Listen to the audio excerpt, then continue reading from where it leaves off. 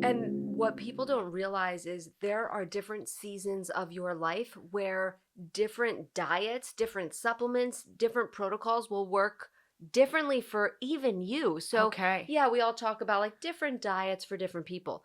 How about one step further? Different diet for you At at a different different time of stages. your life. And Wow. so, big red flag to anyone in this field pushing one type of diet for everyone, saying, join my group and membership. I'm going to give this one protocol. Yeah. And then there's all these success stories. Let me tell you, for the people who don't have success with that diet, they kind of just fall away into the background. That person is not highlighting, here are the thousands of people who fell off because it wasn't working or Yes. actually complained to me that their health got worse. Let's ignore Exactly. that. Let me throw in your face all the testimonials of the people that this happened to work for. Wow. So when a lot of the questions I get that are super specific, I feel like I'm a broken record, but it's like, it is individual. It Of course, is. there are foundations that I could say to everyone in a general audience of good health practices. But when you want to really tailor your health, you have to understand biochemical individuality, which Wow. is we are as different on the outside as we are on the inside with I what we love need. that. Yeah.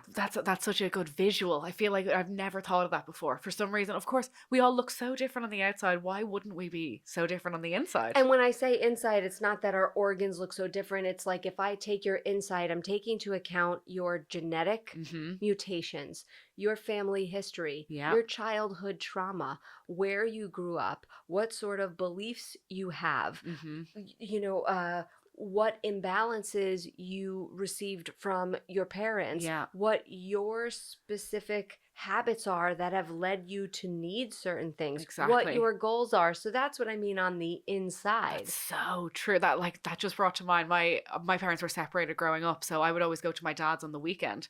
So all week I would have this super healthy, school, lunch, home, dinner, the usual kind of routine, and then I would go to my dad's and it would be like pizza, takeout. But that's what I do now. Wow. Right. That is crazy. So it's so not a one size fits all solution. Whereas we live in a world that is just fad diet after fad diet. It's so obnoxious. It's like I've had to really step away from it sometimes. Sometimes you'll see me disappear from social media. I'm like, ugh, I can't take it. I'll Can't be look back. at it anymore. But what you said about recognizing you still have that pattern, Yeah. it actually has nothing to do with food. It's Yeah. like you saw going to your dad on the weekend, there was the correlation to there's no school. Yeah. Woohoo. He may have been like the fun, The weekend. right? Yeah. And then the food that came with it was fun for you as a child. Don't have to eat your vegetables. Yeah. You're probably less strict than what your mother was forcing you to do. Oh, he let me have chips for breakfast. Right. Yeah. So now as you have your, regimented weeks and stressful Monday through Friday and the kids have to be somewhere and whatever, the weekend comes and we say, oh, now it's time to party. Yeah. But it's so strange because you would never go, you know what, during the week I brush my teeth. And on the weekend. And then Saturday and Sunday, good luck.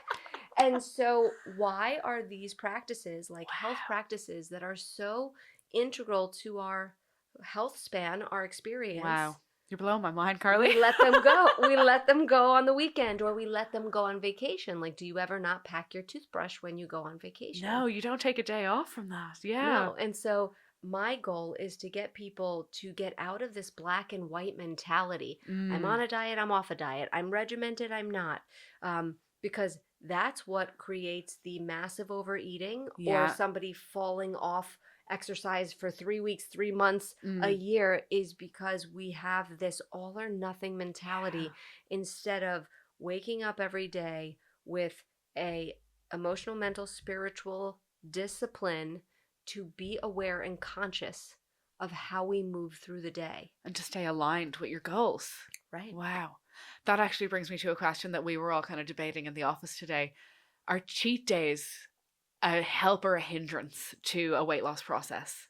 That's such a good question because on one hand, for someone who is dieting in which they're not taking in a lot of calories or they're very restricted, there is science behind Kind of this diet breaks, is that what yeah, it this is? idea Yeah. of like a cheat day where you are telling your thyroid, hey, Yeah. you don't need to lower T3, lower that Yeah. metabolism, keep it going, and you're replenishing your glycogen. So I'm not going to completely debunk it in the way that there is science Yeah. behind if you are in a low carb, calorie restricted place that a cheat meal or a cheat day can really help upregulate your Hmm. metabolism.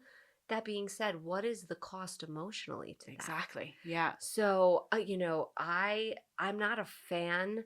I would say, having 2 free treats per week or 2 free meals a week is much less a feeling like it's promoting some sort of binge type cycle. Okay. But what about the consciousness of just recognizing when you want to eat a food that's good for your soul but not necessarily Mm. good for your body, and Yeah. then how you recover? So something we talk about a lot in my practice is recovery rate. Okay.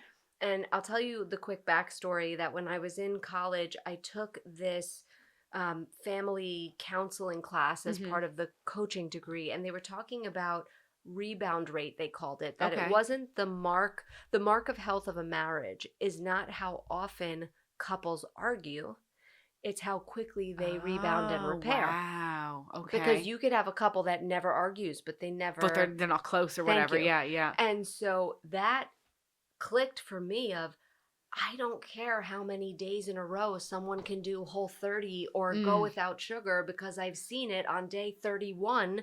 They've learned nothing and then they binge for a week and they're right Yeah. back where they were.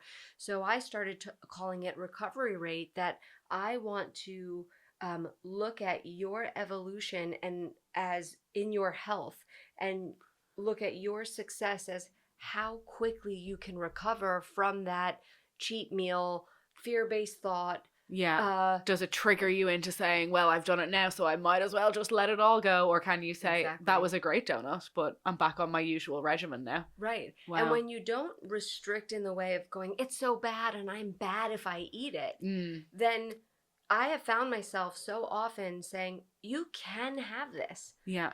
But now I'm giving myself the space. I'm like, do I even really want Exactly. this? Exactly. And whereas for the first, 20 years of my diet journey, it was like, don't eat it. You're bad if you eat it. And then Yeah. we give the food so much power So much that power. most of the time I was just eating it to shut up my mind because I was so exhausted from the Mm. angel and devil thing. Like, eat it, don't eat it, eat it. Yeah.